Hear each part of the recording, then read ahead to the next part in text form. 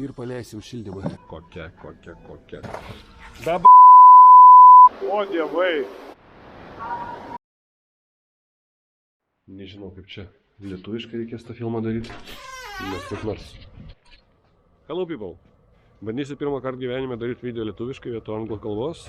Nežinau, kaip man pavyks. Tačiau pradžiai, kaip madinga sakyti, jeigu jums patinka tai, ką aš darau, please share, like, comment and subscribe my channel. Būtų labai faina. O dabar važiuojam. O važiuojam mes rytoj kažkur į pietus. Bandysim pradėti nuo Lenkijos, Čekiją, tai tikrai. Po to, jeigu laikas leis, kadangi turim 8 laisvas dienas, važiuosim galbūt iki Serbijos, Juodkalnijos arba Slovenijos, o grįžinėdami pasitiksim draugus, kurie bus Slovakijai, kemperiaus irgi. Tai va toks planas ir tikiuosi, video jums patiks taip pat kaip ir angliškas. Integravau tokią šildymo sistemą kemperėje. Dizelinis šildytuvas už 150 eurų. Va, gofrą tokią.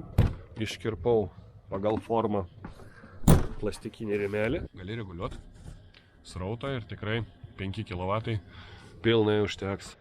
Tai kai kurie kemperistai, kurie to nežino, galbūt gali panaudoti šitą idėją savo. Biškis nargliuoju, sloguoju, bet tikiuosi iki rytojus pasveiksiu, nes nevažiuoti negalima. Ir reikia ruoštis. Įpilsim vandenuko į tuščią baką.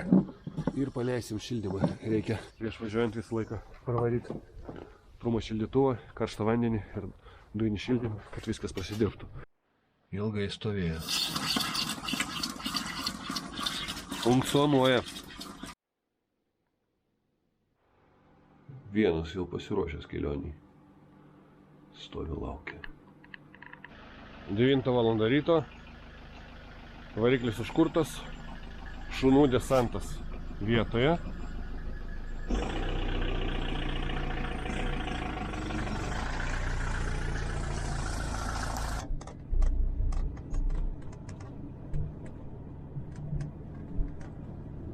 Išvažiuojant iš Lietuvos, orai šudini. Atleiskit už mano prancūzų. Su viltim, kad lietus greit baigsis, Lietuva neužilgo bus palikta už nugarį. Bet prieš tai paskutinis taškelis. Šiaip kavos negeriu, bet čia yra tradicija mano išgerti puodelį kavos išvažiuojant iš Lietuvos. Taigi einam į vidų. Ir kadangi geriu retai, imsiu XL-ą. Kokia. Va, saldžiai. Nu ką, reikia judėti, gaudyti geresnį orą. Bye bye Lietuva, iki greito.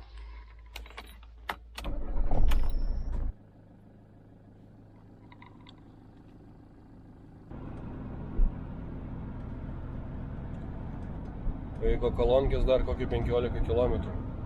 Bet tikiuosi, dar tamsu. Bet traukta.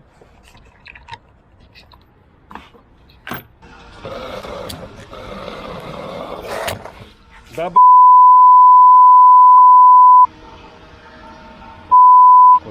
apsipylė šovė pistoletas. Nesąmonė. Reikia įpraustis. Gerai, kad džinsai dar vieni yra. Apsipyliau visas tas aliarką. Dabar smirdės savaitę. Nu va, jau pagaliau matosi šviesa tunelio gale. Saulėtė šviečia, šilta, lietaus nebėra.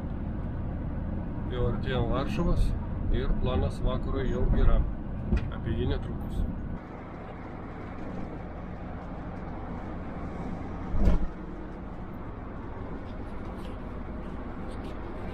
Per anksti apsidžiaugiau. Standartinis vaizdelis. Kamščiai Varšuvai. Nu ir lyja vėl. Nieko, nedaug beliko iki tikslo. Dienos tikslas pasiektas ir vakaro kulminacija yra apsilankymas didžiausiame iš uždaro Europoje, naujame vandens parke Sumtago. Norėjau senai, jisai talpina iki 15 000 žmonių vienu metu. Aš pamiršau paminėti, kad parkas yra 60 km už Varšuvos. Ir va tokia pradžia. Čia yra termo baseinas, termo vonios, sakyčiau, bet tokias šonuose. Galingai. Ir visur augančios palmės ir kiti augalai. O kaina žmogui yra 107 zlotų 4 valandom. Nu, patys išverskit kiek tai apie kiemą eurų gal. Mažiau biškai.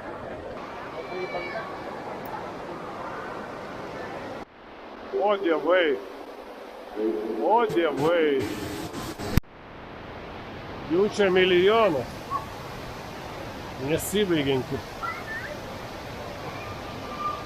Unfortunately, it is prohibited to take the camera with you and to record the video, so it was right without recording.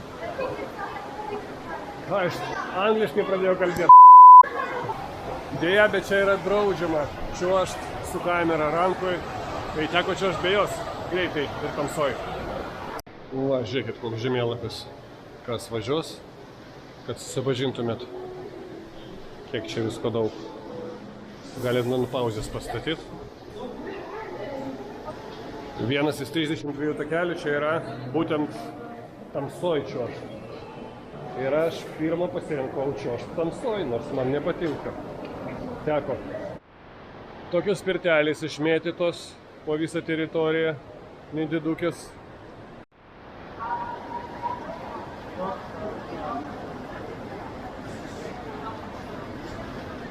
Žiūrėkit, kiek orchidėjų. Milijonas.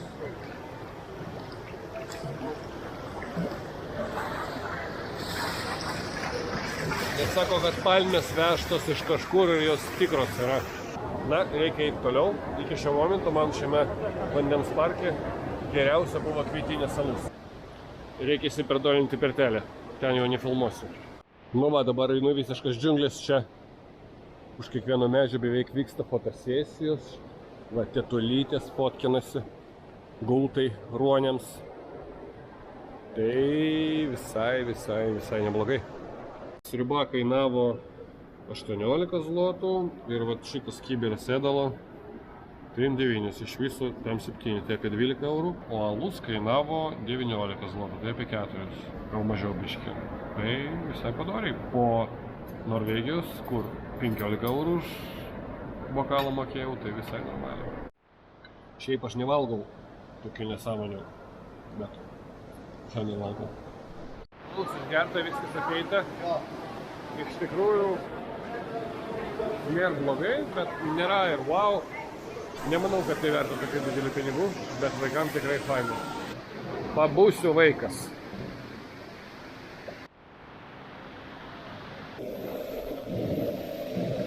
O vanduo sūrus yra. Manau, kad primešta daug ir nefiltruojama.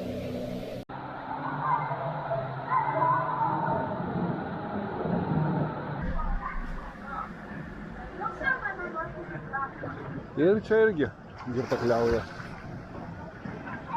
Žiūrėkit, kokie rankšluosčių šildytuvai. Pučia vėjas, šildo tavo rankšluostį. Faina. Sauna zone. Saunariai. Neįleido į saunų zoną su kamera ir telefonu, tai reikės palikti. Deja. Nepafilmuosiu nuogų mergų.